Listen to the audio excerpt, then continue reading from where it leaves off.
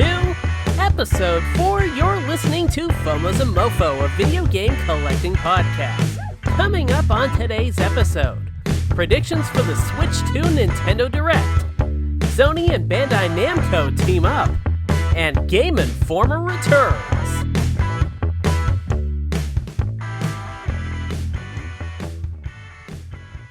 Welcome to FOMO's and MOFO, a video game collecting podcast. I am your host, Blueswim, and we are streaming on patreon.com/blueswim, the home of all of my audio, video, and written content, as well as all major podcast providers like Spotify, Apple Podcasts, Amazon Music, and now YouTube as well if you prefer to watch your podcasts. I do it too. I just need to maybe toss in a webcam or some sort of a snazzy video or something like that. But yeah, it's now on YouTube if that's how you prefer to listen.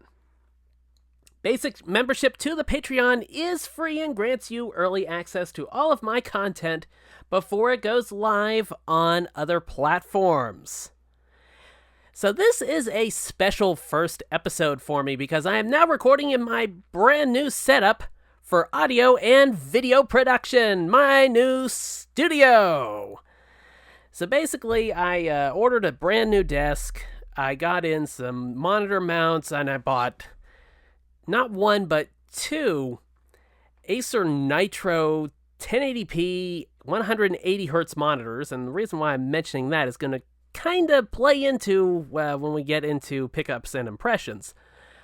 But I've paired those up with an M2 Mac Mini that I have been using to record the show and also do my video editing with, and that actually works really well. I mean, it can't handle like 4K video recording, but it does 1080p very, very well.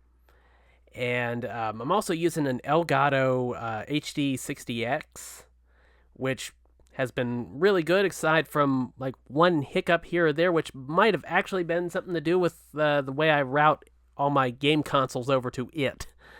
I was having like an issue with the pass-through, and I think it might have actually been the splitter that I use. But anyways, the new setup, it is great. I'm really enjoying it. I recorded the Yu-Gi-Oh! Early Days video in this setup. And that took me a little bit of time because I've had so much going on. I had some audio issues, which kind of sort of brought about getting everything squared up with the new setup and everything. But yeah, that video is out now on Patreon and launching on YouTube as I'm recording this on Monday afternoon. It's launching in about 8 minutes. So if you want to check it out, Blueswim TV on YouTube, youtube.com/@blueswimtv. They actually have the, or make you put the little @ symbol in there. But, yeah, that's up there. I took a look at several games in that Yu-Gi-Oh! Collection. It's really neat. Maybe better if you have more nostalgia tied up in those titles. But there are several really good games in there, including one that's basically Yu-Gi-Oh! Meets Mario Party. So if that sounds kind of crazy to you, you might want to check this one out. And yeah, I think the video ended up being somewhere in the neighborhood of about 45 minutes or so. And I go through several of the games. I was going to do a duel in every game in the collection. I think it's like 14 of them. And I went ahead with the recording, and the thing ended up being like 3 hours long. And I'm like, there is no way nobody's going to sit through any of this whatsoever. So, yeah. And then the second recording, I had an audio problem where I sounded sped up and everything was skipping. So that wasn't good. Then the third time was the charm with that. So you can check that out on patreon.com/blueswim. And on youtube.com/@blueswimtv. So, we're going to jump over to pickups and impressions because, oh boy, there's a big one. Quite literally. I upgraded to a PS5 Pro. And, you know, this is This is something that has been appealing to me every time I've seen it in the stores. I'm kind of obsessed over it. I wasn't sure if it was going to be a huge difference or not. But, one day I came across PS5 Pro and one of those notoriously difficult to track down Blu-ray drives for it. Yes, they sell it separately. No, it does not make sense. So I picked that up, and I'm going to give you my God's honest total opinion on it. If you got a PS5, I think you're pretty much good. It's not that the differences are indistinguishable, because when you're looking side by side, you take some, use the share button to take screenshots and you go back and forth. You can obviously see the differences in some games that are PS5 Pro enhanced. The one I was really using when I was going back and forth was Final Fantasy VII Rebirth, which has a PS5 Pro mode, I think it's called Enhanced, as well as several other graphical settings. Performance Soft, which is basically 60 frames per second, but that image quality just looks like it has a layer of Vaseline over the lens. Lack of detail. Some elements are just kind of scaled back a bit in the distance. And there's also Performance Sharp mode, which is super pixelated. It's like you don't really notice it until you get really up close to the screen. You realize just how sharp and pixelated it is, and not in the good kind of sharp way. Like, you feel like you could, if you touch the screen, you're going to cut your finger on the pixels. But yeah, that one, also 60 frames per second, it just does not look visually impressive.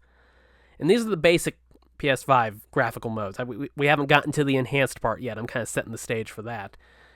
The next one is the graphics mode, which you can obviously see the differences between the performance modes and the graphics modes. And the difference is, all these graphics come at a price. Unfortunately, that price is the frame rate. It runs at 30 frames per second, so it feels kind of choppy, doesn't feel really... it doesn't feel like a really fluid experience.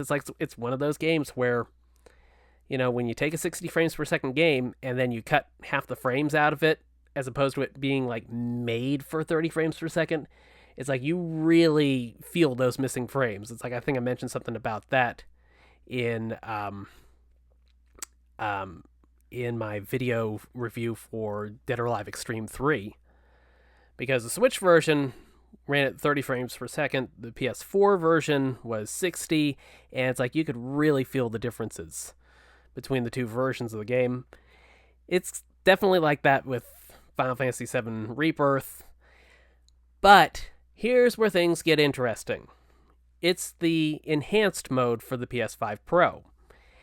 And basically, with this one, you get the graphics, for the most part, of the graphics setting. Everything's nice and sharp.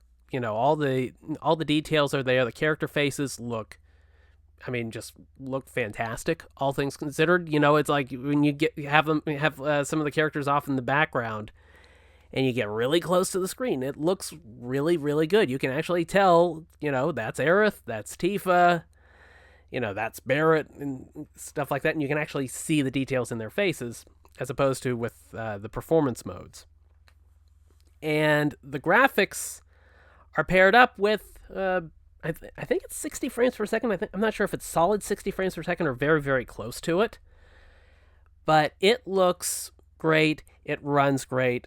And, it's one of those things where it's like when you're going back and forth between the two versions, I guess you'd say, or the three PS5 basic settings versus the one PS5 Pro one. It's like you can really, you can really tell the difference. The problem is that if you aren't doing a side-by-side comparison with it, the differences don't really jump out all that much outside of the frame rate, which, I mean, the frame rate when you're using the high graphics setting, it's like, yeah, you can definitely tell that something's missing. And when you're playing it on the Pro, yeah, you can tell that what was missing is definitely there now. And I think there's still like an additional graphics mode thing. It's like the PS5 Pro kind of like enhanced the basic graphics setting as well, so it's like that runs a little bit better. I'm not sure how that really truly compares between the graphics mode running on the Pro versus the Pro enhanced version. It's like, it's just, when you are jumping into a PS5 Pro enhanced game after playing it on the PS5, outside of that frame rate, you really don't feel much of a difference in most games. It's like, we've kind of hit the point where it's like, the diminishing returns have kind of like bottomed out, if you will. It's just, it does not have much in the way of a noticeable difference between the regular PS5 and the PS5 Pro. It's like it's not like a generational leap. It's like you really don't notice things that much unless you have it side by side. And then when you're, either looking at things side by side or switching back and forth or whatever, it's like you can see the differences. I mean, they're there. It's just they are so nuanced and so subtle that it doesn't exactly scream, oh yeah, this is definitely worth the money. It's one of the most unnecessary upgrades I've seen in gaming, and that's not to say that it's a bad system, because it's a great piece of hardware.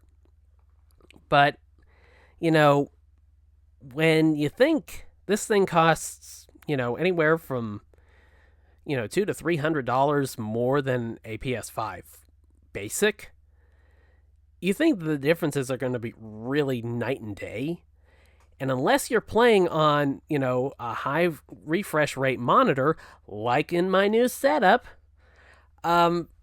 you really aren't going to see a tremendous amount of difference. And not every game can give you that improved hertz frame rate either.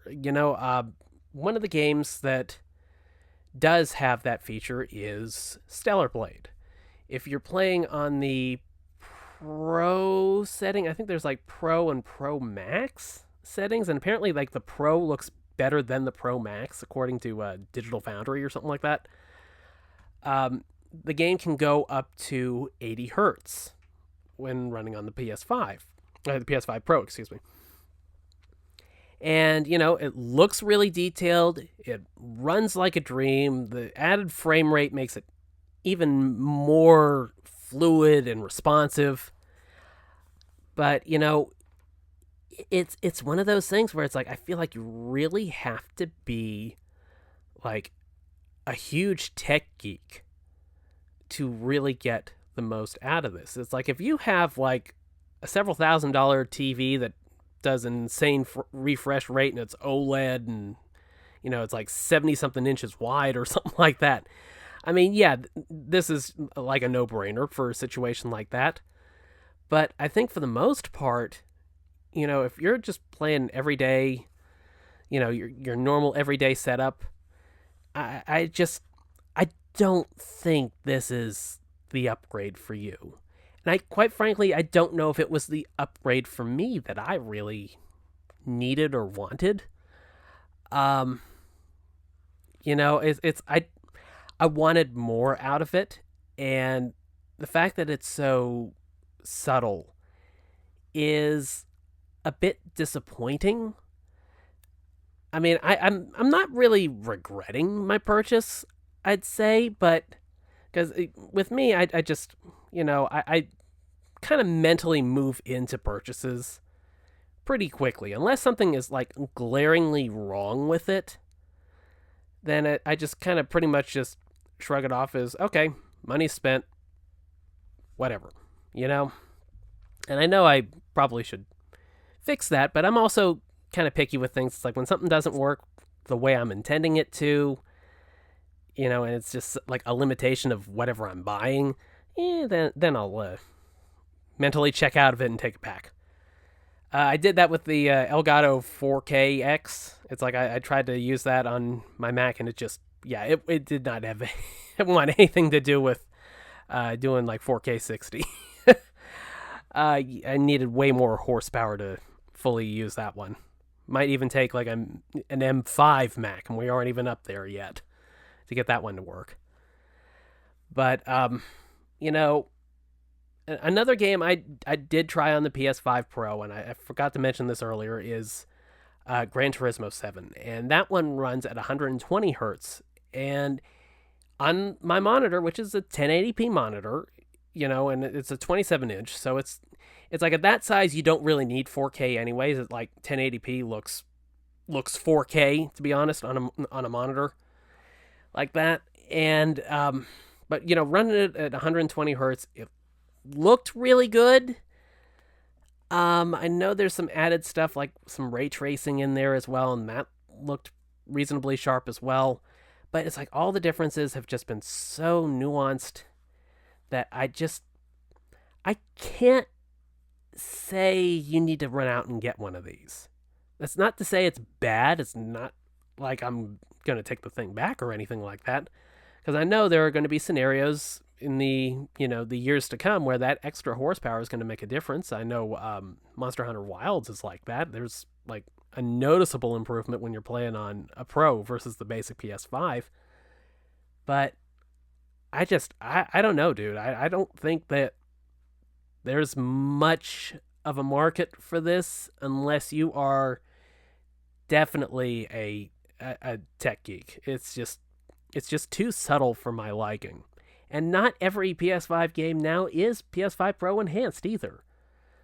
One of which is the next thing I'm going to talk about, and that is WWE 2K25. And let me tell you, this was an ordeal. Okay, so I picked up the PS4 version of the game physically because it is one of these PS5 upgrade titles. So, usually with the PS5 upgrades, if you don't already know, you basically stick the PS4 disc in the PS5, and on the splash screen for the game, there will be a little clickable icon for the PS5 Pro upgrade, or PS5 upgrade, I should say. And basically, you scroll down, you click on that, you go through the checkout process, and basically you get a version of the digital game that requires you to put the PS4 disc in the PS5. That's fine. Perfectly fine by me. I've done that with dozens of PS4 games, I'm thinking. I haven't counted, but it's a lot. But with this one in particular, there was a bit of a problem. And apparently, I don't think this was just limited to me. I think there's been a lot of people out there that have had this problem too, because I've seen unboxings where something was missing. And in my case, quite literally the game case, there should have been an insert to download the pre-order bonus Wyatt 6 DLC for the game. And apparently the PS5 upgrade was supposed to be tied with that too, and my copy didn't have that little insert in there. So and since that, the usual process wasn't how you get the PS5 upgrade, I was basically sitting there with the PS4 version and no PS5 version to play with. So what I had to do was I reached out to customer support over at the 2K support site, and I explained my situation, and about 3 o'clock in the morning, 3:30 in the morning, somewhere in that neck of the woods, I got a reply back. And basically it was some, basically copy and paste job saying, oh, if you have, I see you have an issue with the PS5 upgrade for your game. check out our social media pages. Link. Let us know if you have any problems or if you need any further assistance or something like that. Have a great day. And I'm like, that didn't solve my problem. I explained my situation that, I didn't have the insert for my game. I'm not sure how to get the PS5 upgrade. One of my friends pointed out that, even on the 2K website, it says that you need an insert, or a code from an insert to get the PS5 upgrade. And, and that's the first response I get back. And I saw it at somewhere in the neighborhood of 5:30 in the morning. And I'm pissed when I record a YouTube short at, I think the exact quote was 5:52 in the morning or something like that. I was not happy with that response whatsoever. It's like, I'm reaching out about this problem. All you're telling me is, oh, check out our social media. Have a great day. It's like, you did not pay attention to my problem whatsoever. I am not going to have that.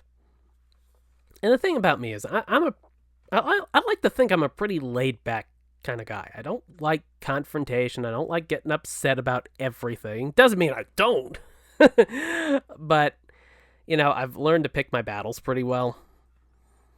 And, so basically, when this happened, I just kind of saw red, and I grabbed my phone and I said, put a screenshot of the email I got and how the PS5 upgrade wasn't working, and basically said, do not buy WWE 2K25 on PS4.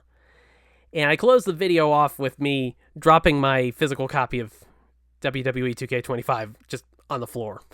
So apparently, don't buy WWE 2K25. Drop, plop. And, I posted the video, let it go, took a few hours and kind of cooled my jets a little bit, and then I formulated my response, and I said, something along the lines of, I appreciate you responding, but that really didn't help to answer my problem. The website said I needed some sort of a code. My copy of the game didn't have that code in it. Can you walk me through the process of getting the PS5 Pro upgrade? And, I played a little bit of the PS4 version. It's I played maybe 2 or 3 hours of it, something like that. Really good. Well, I'll get into that in a minute. But then, go off, do some work, play some games a bit. 4 something in the morning, I get another message back from 2K support. And the person I was talking to said, after looking into the matter further, the team has sent you a replacement code.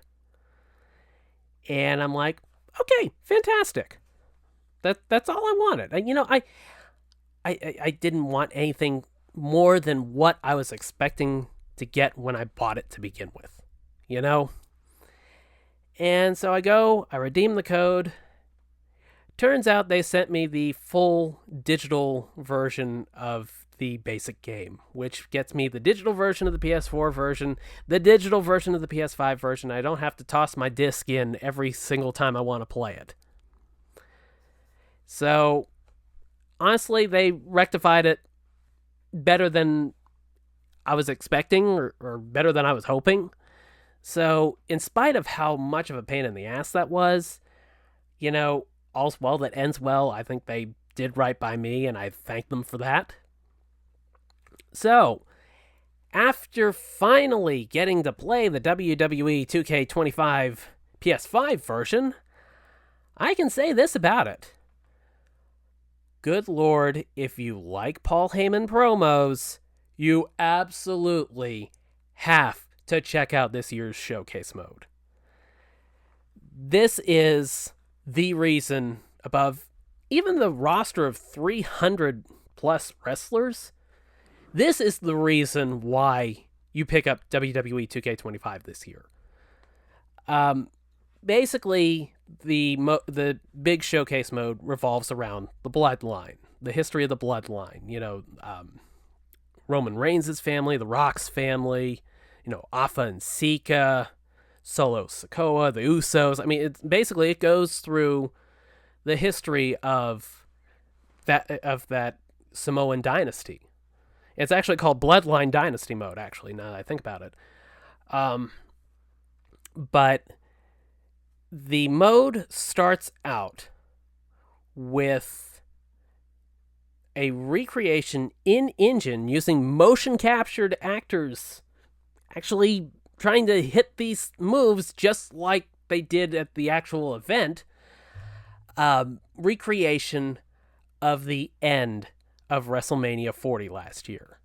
Cody finishing the story after Seth Rollins gets involved and John Cena shows up and Solo Sikoa's getting in there, and then The Rock comes down, and then Undertaker confronts The Rock, and then Cody finally finishes the story, and it's like all of these things, and there's a few sequences in that opening section that are playable, but the overall recreation of it is so well done that it sets the hook immediately. It's like you want to see what else the mode has to offer. And granted, it's your standard showcase to a certain extent. You're given classic matches, and you have to recreate these things that happened in the original match in your version of the match.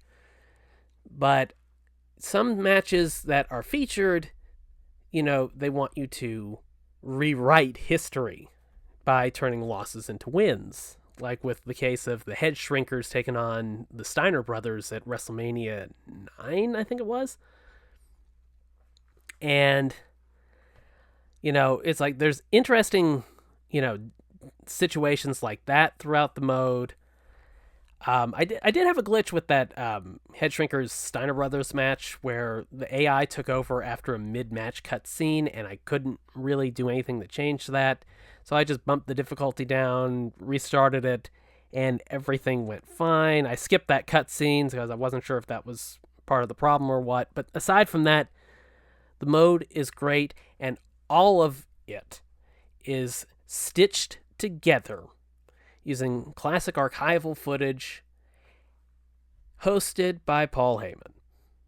And like I said, if you love a good Paul Heyman promo, you absolutely need to play the showcase, because he is just talking about each of these matches, talking about all the history of, the Bloodline family. And it is absolutely captivating. I mean, I know in previous years, like, Corey Graves hosted it, and, Corey does a great job with everything he does. But this year, it was just so much more special because, Paul's delivery is just, it's just like his promos. It's just like when he is talking on Raw or SmackDown, and it just captivates you. It's like the video game equivalent of a page turner. It's like you are just hanging on every word that he says. And it has really reinvigorated my interest in playing the showcase mode, because it's like, I'll play a little bit here and there just because I want to unlock some of the wrestlers that aren't like the purchasable type throughout some of the other game modes using the in-game currency, one of the in-game currencies, whatever. But like the XP that you earn for winning matches and stuff like that, VC points or something like that. But yeah, it's like this year, it's just it's like I've had more interest in this showcase mode than I have in the last several years combined. And it certainly doesn't hurt that the rest of the gameplay is really, really solid. It's like ever since that reboot to the formula back in 2K22, after they canceled 2K21 because of 2K20 being an absolute dumpster fire. It's bad when even I don't buy it. And I mean, I have like 100 wrestling games in my collection, or close to it. Yeah. And I'm not exaggerating with that number either. If it's not close to 100, it's over 100. But yeah, ever since that reboot, it's like they've really been refining that gameplay engine, and it works so well. This year, they've added back into the mix chain wrestling, which, I'll be perfectly honest with you, I played it once or twice and I turned it off because I can't say I really cared about it all that much. But, even with that, it's an option you can turn off if you don't like it. You can leave it on if you want to. I think you might be stuck with it if you're playing online multiplayer. I'm not sure about that. But because they kind of keep default settings when you're playing competitively. But this year, in addition to the chain wrestling stuff, which is okay, it's like I think that was like the big gameplay change this year, was bringing something back. I know there's a sports game meme about that one. I think it's more around Madden taking features out, and then a couple of years later, oh, look what we brought back. But they also added some new modes this year. The big one has been like the underground mode, which is where they take the ropes off the ring. And it's basically kind of like a mixed martial arts fight club type of feel to it. And it's actually pretty neat. There is one other thing I'll get to in just a minute, but I brought it to mind because it was how I first tried out the mode.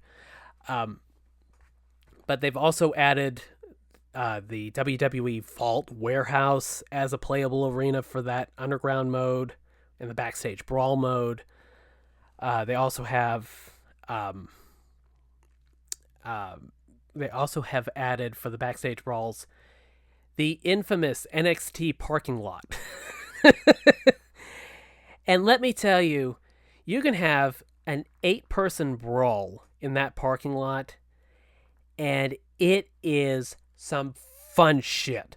Let me tell you, I played an 8-women brawl, an 8-woman backstage brawl there, and you have things like a pane of glass set up on 4 steel chairs, and you can throw somebody off of scaffolding through the glass, and all sorts of crazy stuff like that. It really adds a lot to it. And unless I'm mistaken, another gameplay change is like with the backstage brawls and stuff like that, is like once you hit like your finisher or some heavy damage move after a bit, then your opponent's life bar will show like danger, and if you hit them with something else that's pretty high impact, then you'll knock them out. Usually it's a finisher that does the job, but yeah, it's like that change to the backstage brawls. I think they have it in the underground matches as well. That works really well. It's like it all feels like a really refined package, even if it doesn't feel that dramatically different from last year's game. And like last year's DLC is included in the base game for the most part, when in certain instances. But the one difference that I mentioned at the at the beginning of the underground discussion was that they have brought back intergender matches. And if you know a thing or two about WWE games and the lack of intergender matches after a certain period of time, you know that this is a very big deal, because they got rid of intergender matches after the Chris Benoit murders. because if you don't follow wrestling, if you didn't remember, weren't paying attention at the time, former WWE champion, WCW champion, or I think he might have been a world heavyweight champion. Anyways, semantics. But Chris Benoit, who was one of my favorite wrestlers of all time, a technical great in the ring.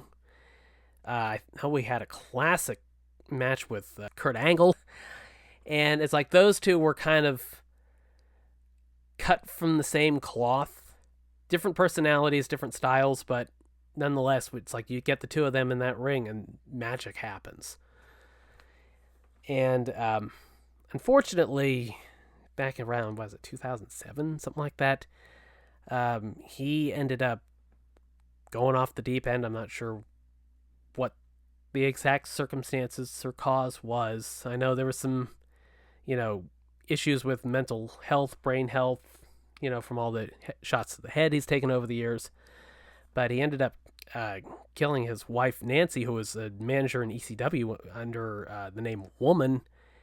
And I think she might have also been in WCW as well. And he also killed their son. I think it was like 5 or 6, some really just horribly young age for something like that to happen. And before he killed himself, and it's like when the world found out about it, it's like that was just a tremendous black eye for WWE, for wrestling. And because of what happened, they made some significant strides to change the way the product is. I think that's also what brought about the lack of shots to the head with steel chairs and stuff like that. It's like they basically made some dramatic changes. You really rarely ever saw like violence between men and women. And they scrapped intergender matches entirely from their video games, and that was something that, I remember that being an option all the way back on the N64. WrestleMania 2000, you could do that. WWF Attitude had Sable and Jacqueline, I think Ivory in that as well, and you could wrestle any of the men. So, this has been a feature that has been gone for, gosh, almost 17 or 18 years, something like that. So for them to finally bring it back is pretty surprising.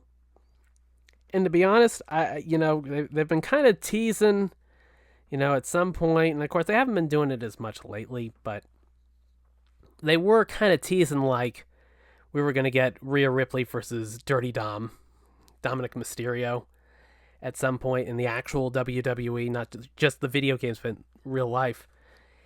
And I think they might have probably been doing that just to kind of open the door for that match actually happening. But it's a big change. It's a good change. And, and that's not a pro-violence against women type of stance. That's not what I'm going for at all. But I'm saying in the realm of WWE and fighting games and stuff like that, you kind of expect there to be some sort of an equality type of thing. It's like, in video games, fighting games, men fight women all the time. In the WWE, there is an element of realism to it. There is real life violence or are real life injuries to it as well, but it's also a scripted show. So if, a guy, gives a finishing move like the RKO to a woman, I think that happened to Nia Jax at one of the Royal Rumbles a couple of years ago. It's like, because it's an entertainment product, it's not the same as, real life violence between men and women. So it's like, in that specific realm, it's acceptable at least to a certain extent? Question mark. It's a sensitive subject, and I know it's one that, probably touches on a lot of people out there. So I understand the anti, intergender matches stance as well. I get that. I can totally understand that. But for what it's worth, I think, this way it opens up some very interesting possibilities for the roster, for competitive play. It's a plus, not a minus in my book. And, it's probably the most noteworthy gameplay feature, not aside from the Bloodline Dynasty mode, for this year's WWE game. And, for what it's worth, in spite of all the trouble I had actually getting to play the version of the game I was intending to get, I've been very pleased with it. Every time I sit down with it, hours just melt by. I have a lot of fun with it. If you like the WWE, if you like wrestling games, if it's been a while since you played a wrestling game, if you're open to it, check it out. It's really, really good. Now, last up on pickups and impressions is something that I'm going to be doing a video feature on in the not too distant future. And that is MLB The Show 25. So I picked this up on the PS5 and the Switch because that's what I do every year. It's like when I really got into the show, it was MLB The Show 14. It's like I'd played MLB The Show 11 on the PSP. It was okay, but, limitations of the PSP and all that jazz. But when the Vita came about and I picked up the show 14, it's like I just got hooked immediately, and I kind of associated it with being like a mobile game first and foremost.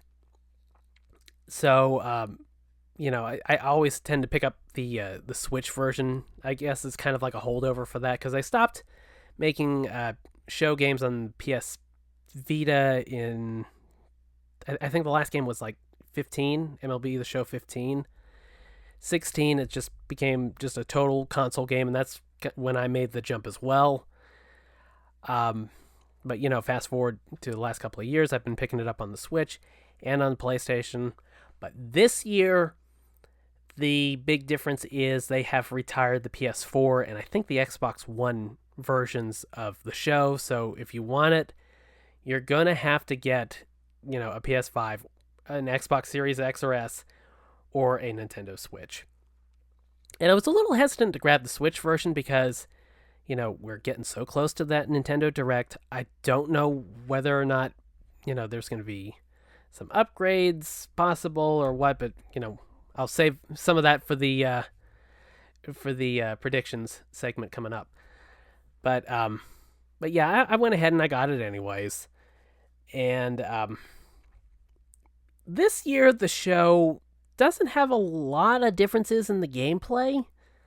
The biggest one is ambush hitting, which when you are up at bat, you can flick the right analog stick to the left or the right, and you will see like a gray box cover part of the strike zone, like somewhere in the neighborhood of like 55 to 60% of it, just a little over half.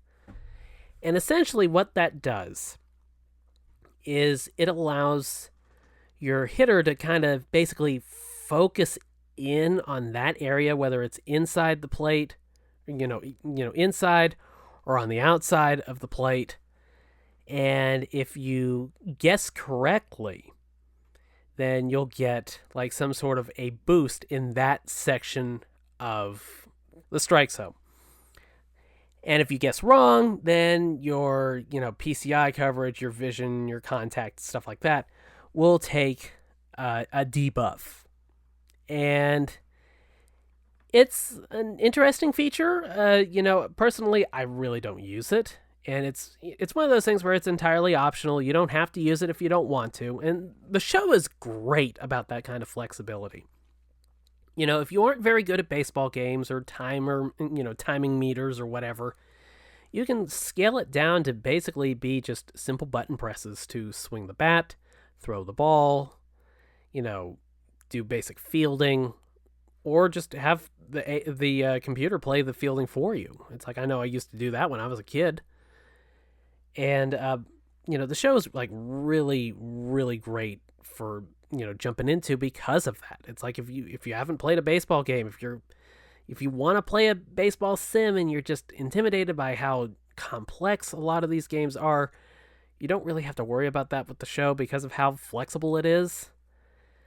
But with this year, that's largely been it, gameplay wise. I mean, they've added some new stuff for Diamond Dynasty. They have this new mode called Diamond Quest, which is basically, it's like a dice-based, grid-based, roguelike baseball game. It's like a pretty crazy mode. But essentially you have, this randomized board with a whole bunch of buffs and debuffs in there. And as you roll a die, you can move around the board to different squares. And sometimes squares will have like different goals to them, or, different hidden buffs or peanuts, which is like the mode's currency for buying more buffs for your team. And essentially you're going through this mode to try to reach stadiums. And if you reach the stadiums and you've like really gone around and collected a lot, that'll make the stadium matches, which are basically like the final battles for each stage or each floor or whatever, it'll make those a little easier.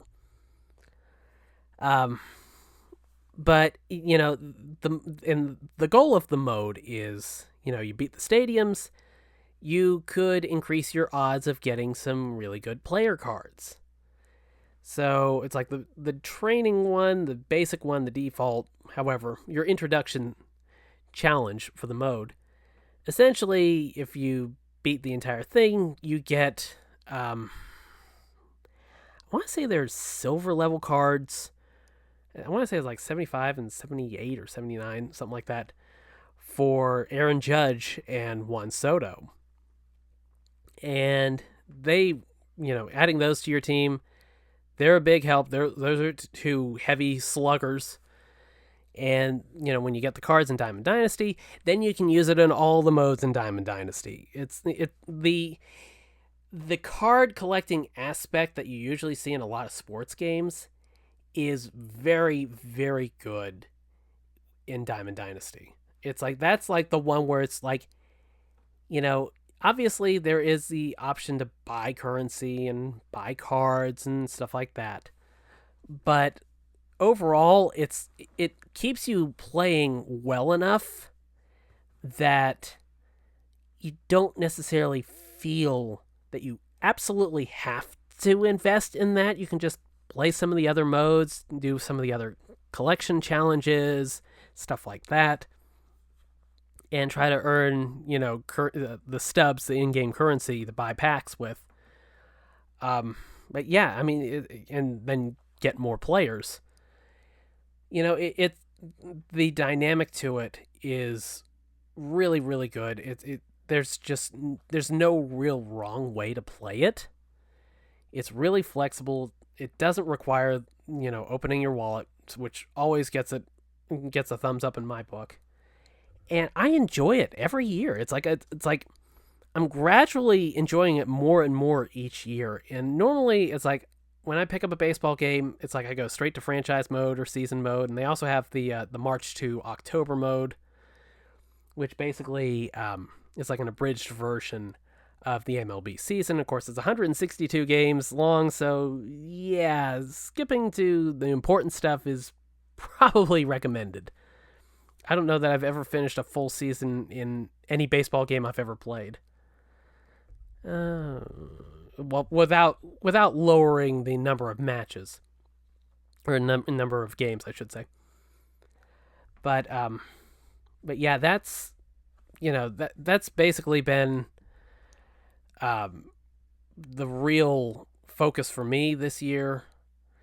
And gameplay wise, there are some balancing changes that haven't really resonated well with people in the community.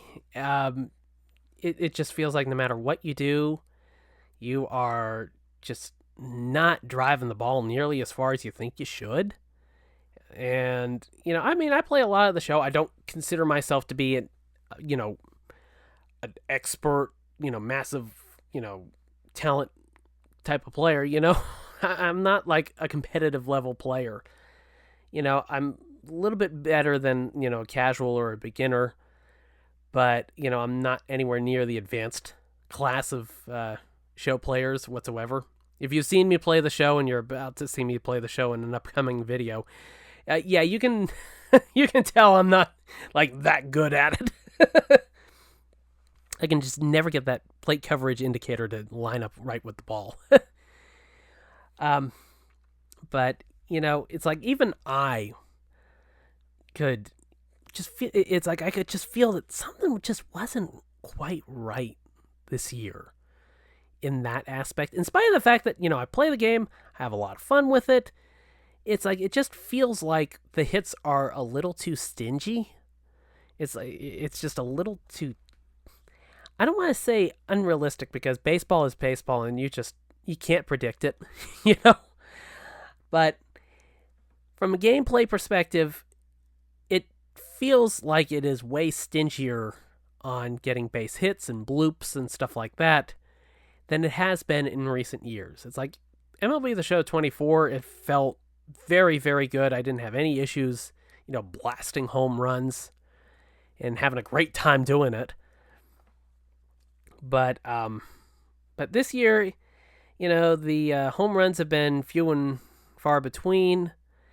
It just something just feels off. I think that there needs to be some rebalancing to the gameplay there a bit. And of course, the good thing is it's brand new. They're always working on these things up until the next game comes out.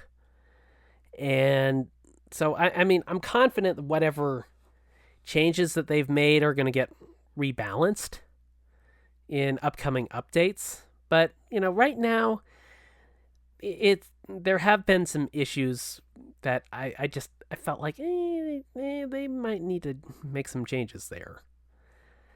But, the thing is, if you've, already played, if you've already got MLB The Show 24, that will probably keep you going for a good long time anyways until they make some changes. If you don't feel like running out and spending $60 or $70 on this one, I don't blame you. I think it's okay to wait. But, it always ends up being fun, but it is a very samey experience, even more so than the WWE games tend to be, and they're pretty similar from year to year, too. But the show's the show. It's always going to be good. It might take a little bit longer for this one to kind of get to where I think it should be, but, it'll be worth it at some point. The show always is. Now let's move over to collecting news, and the big story of the week hasn't even happened yet.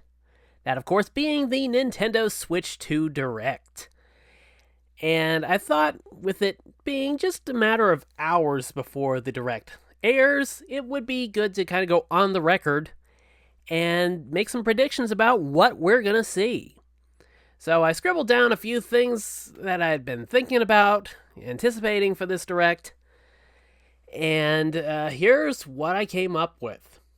I think we are going to see the price be announced at $3.99. In spite of everything going on, with the tariffs and stuff like that, I think Nintendo is going to come in at $3.99 on that. And I think you could maybe see the potential for like a digital-only version and a physical version. I don't think that's necessarily off the table. We've seen the hardware, but I do think, there is the potential that they try to keep the cost down by making one digital only and then another digital and physical. I don't think that is completely out of the realm of possibility. I think the only way Nintendo goes above $3.99 is if there are multiple versions of the system. One for digital, one for physical. Aside from that, if it's one version only, I think they come in at $3.99. I think that is going to make it an easy sell. And, I think that's the price most people are anticipating. Since Nintendo is going with the Switch 2 name, it seems to me like they are just trying to meet people's expectations and basically just not cause any kind of controversy with like naming or stuff like that. They want this to be a guaranteed home run. And I think the way they do that is they price it at $3.99 and launch it with a hell of a big roster of games. At least games that are coming in the next couple of months. And we'll get into the games right now. I think Mario Kart 9, I don't know if it's going to be a launch title. I think it could be a great summer title. But I think it is coming this year, maybe holiday. I think we will get a 3D Mario at launch. I think, the last time... I'm trying to think. Let's see. I'm going back in my head. Seems like the last couple of consoles haven't launched with a 3D Mario game at launch, right? Switch didn't. It got Mario Odyssey several months later, and that was excellent. The Wii U, I know it had new Super Mario Brothers.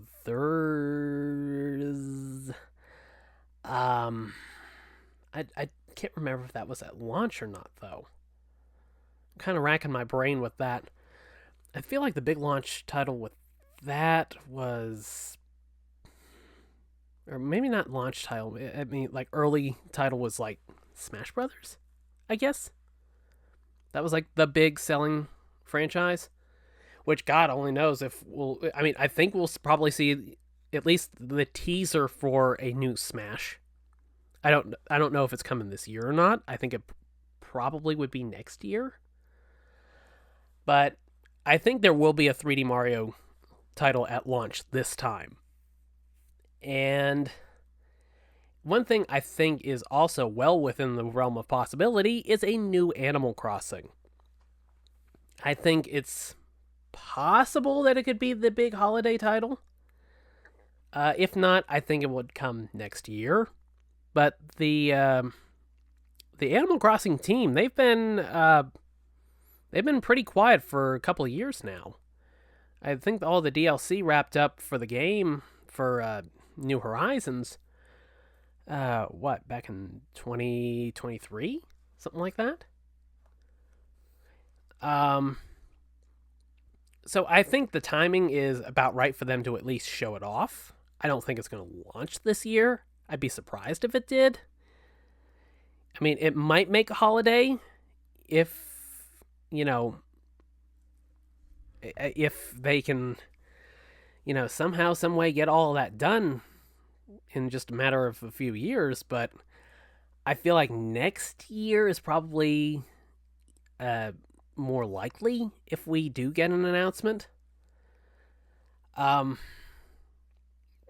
There is also a report out from one of the guys at, I think, Digital Foundry, who said that, quote, many developers haven't gotten dev kits yet.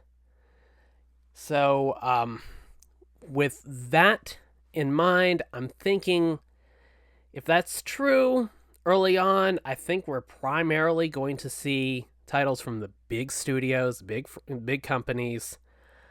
Your Capcoms, your Bandai Namco, EA. I think EA, I don't know if the timing's quite right to show off the next Madden. I think that's probably going to be somewhere around July or August. But I feel like we are going to get some sort of an announcement from EA that, some sports franchise that hasn't been on Switch 1 will be on Switch 2. And I think that's going to kind of set the tone for how this life cycle is going to go for the Switch 2. I think Madden's going to end up on it this year. I don't think we're going to see a lot of indie titles. That's, judging by what was said, I don't think we can really expect too much in the way of smaller devs right yet. I think that's going to be, going to take some time. But mostly they're going to try to, come out of the gate swinging. I think the rumor has been that the Final Fantasy VII Remake and Rebirth titles are going to be hitting Switch 2. I think Remake could be a launch window title. I think that would be a big, big launch title for Switch 2. And of course, the launch window, I think, everybody seems to be pointing towards June, and I haven't really heard anything that would make me think otherwise on it. I think June is probably a pretty safe guess. I think there is one big thing that I think this would probably be my boldest prediction for the Switch 2 Direct. And that is, I think you're going to see presence from not just Nintendo, obviously, but Sony and Microsoft. I think this presentation, you're going to get all three console manufacturers showcasing software for the Switch 2. That's my boldest prediction. And of course, with everything that's been going on with Sony and Bandai Namco, which I'll be getting into in just a minute, I think there is a strong, likelihood of that happening. Of course, there's also MLB The Show. I think with MLB The Show, it's possible that that's what's going to be featured if Sony is, going to show some sort of a present or have some sort of a presence during this event, because I think they'll probably show off the Switch 2 version, and that will kind of lead into, I think, my final prediction, which would be we're going to get the official confirmation of some sort of like a next-gen, PS4 to PS5 upgrade equivalent for the Nintendo Switch. Or Switch 2, rather. That's going to be a hard habit to break, calling the Switch 1 and Switch 2. That's going to be tough, but I think there is going to be some sort of like an upgrade, a version upgrade there, or a generational upgrade. And I think the show might be a good way of showcasing it, because, if there's a lot more power under the hood of Switch 2, they can really tap into it and, push that franchise and that game further. And, and another thing is, your, last gen, teams for PS4 and Xbox One, they haven't been working on anything this year, so that might make me think that they've had the dev kits for that, and instead of focusing on PS4 and Xbox One, they're doing something for the Switch 2, which is relatively comparable, at least as far as the rumors go, in power. I think that's the pretty strong likelihood that we'll get some sort of an upgrade path for Switch 1 games and the digital versions of Switch 2 games.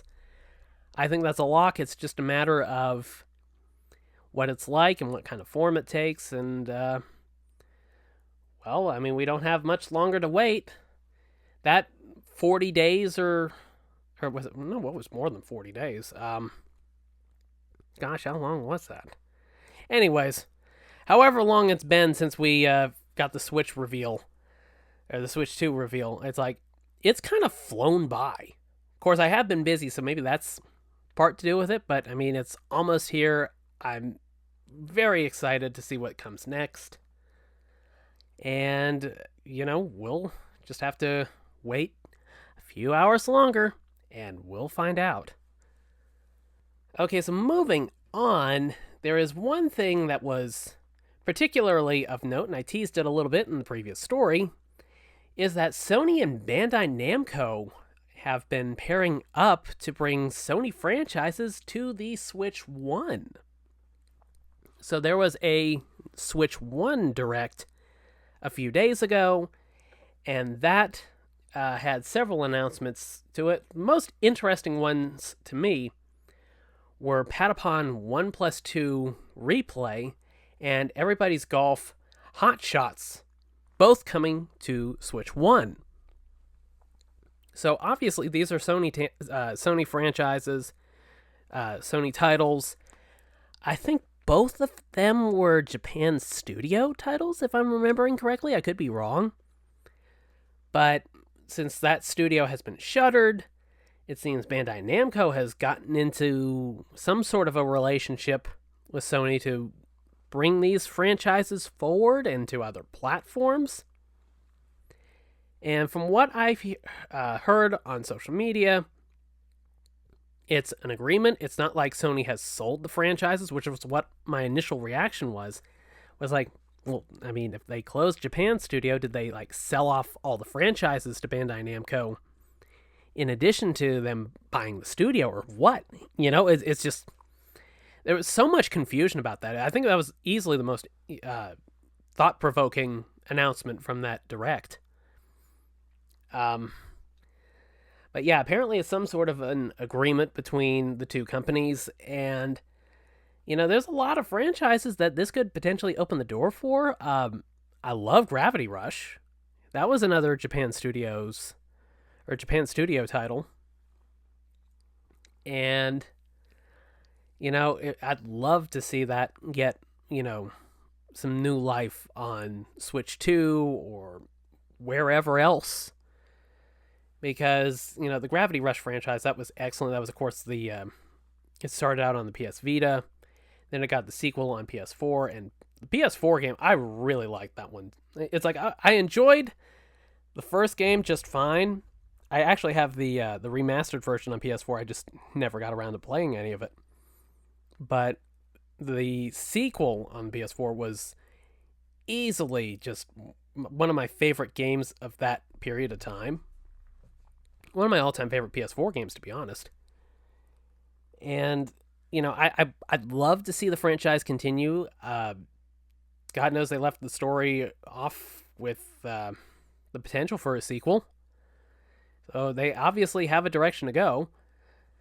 But I think it's all a matter of kind of getting some new interest in that title and, that franchise. And I know they're working on some sort of a movie for it, a 3D movie. At least, as far as I know, they were. And it seemed like some clips came out, and it wasn't really that impressive, to be honest. But I haven't heard anything else since then. It's been well over a year. But I think that's one franchise I'd love to see come back at the hands of Bandai Namco.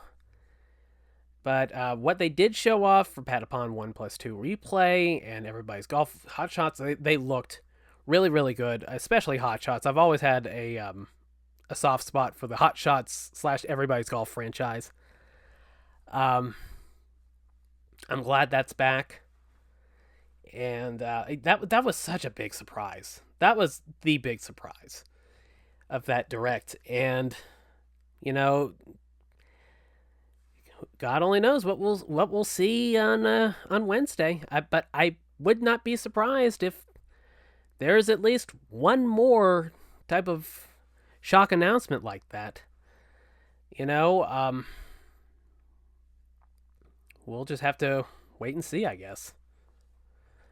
But one thing you might want to do while you're waiting is get reacquainted with Game Informer. Because Game Informer is back, apparently, thanks to Neil Blomkamp's Gunzilla Games.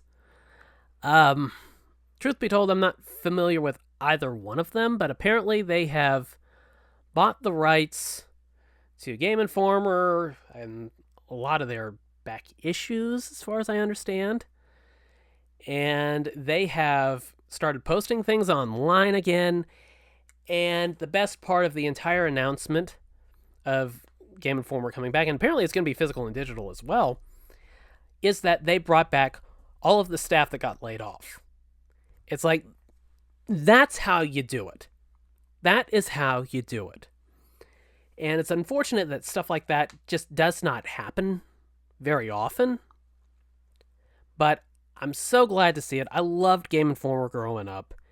It was always one of my favorite magazines. I'd get an issue, pretty regularly whenever my mom took me to Funko Land. Where do you think you are, Funko Land? Oh, God, I still love that slogan. But the one thing that kind of grinded my gears a bit was, okay, so apparently the company that bought it, Gunzilla Games, apparently they had like some sort of like a battle royal blockchain based multiplayer game or something like that. And I saw some reactions like, oh, it's great that they're back, but they were bought by a blockchain company or something like that. And it's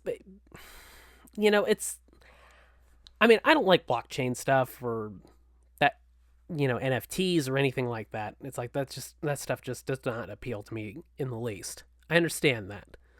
I understand why this stuff exists, but to be honest, I think it's just some sort of a hustle and it's just not for me. But the way people or some people out there kind of turned on the Game Informer announcement and immediately, found something negative to be upset about, it just pissed me off. I'm just going to call it like it is. It pissed me off. One of my core beliefs is you have to pick your battles.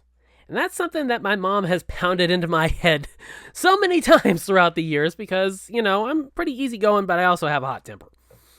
And, when things don't go right, like I was talking about with WWE 2K25 earlier, I get really worked up. So when I say pick your battles, that means you just have to just shrug some stuff off and not put like this, strong emphasis on every single detail of something or someone being absolutely perfect. Because perfection is, unattainable. Nobody's going to get everything right. Not every company is going to be perfect. They're going to make some scummy decisions, that you're just not going to agree with. That's life. Not everybody's going to have the same ideology on everything. That's life. You've got to pick your battles. You can't obsess over every single detail being absolutely perfect, or you're going to drive yourself crazy and you're not going to know a shred of joy throughout your entire life. So when you have people out there getting upset about the company that was behind Game Informer coming back being like a blockchain company and immediately using that as, fuel to hate on it, I can't stand it. I can't stand that kind of toxicity. You just got to take the good part of something and ignore the part that does not directly affect the good part. There's just so much that people want to complain about. And I try not to be a complainer. I'll give it to you like it is. I'll shoot you straight. When something isn't right, I'll tell you about it. You heard me with the PS5 Pro impressions. I'll give it to you straight. It's just, the world isn't going to be perfect. That's life again. But, you don't squander a sunny day where you are complaining about the rain in some place that you aren't. You know, focus on the good. Try to be happy about, something like Game Informer coming back, even if it is because of a blockchain company by somebody I've never even heard of. So what? It doesn't change the fact that something good has come out of it. We're getting Game Informer back. There's good to be found in a lot of situations, but if you just focus on the negative and complain about it constantly, it gets old. It gets tiring. I'm tired of it. Try to focus on the happier aspects of stuff like this. We got Game Informer back. Everybody that got laid off is back. That's a win. Take it. Don't complain about who's bringing it back. Because, it doesn't matter. It does not fucking matter. Just enjoy the good. Enjoy the good.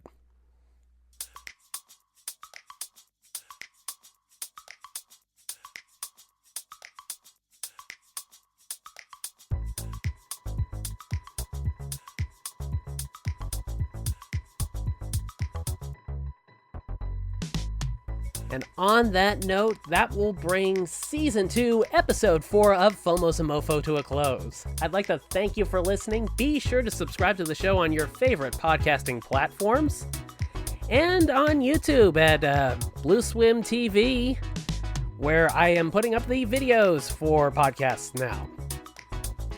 And I'm going to gradually work through the back catalog of episodes. I'm going to try to get all the Season 1 episodes and specials and stuff like that up as well. But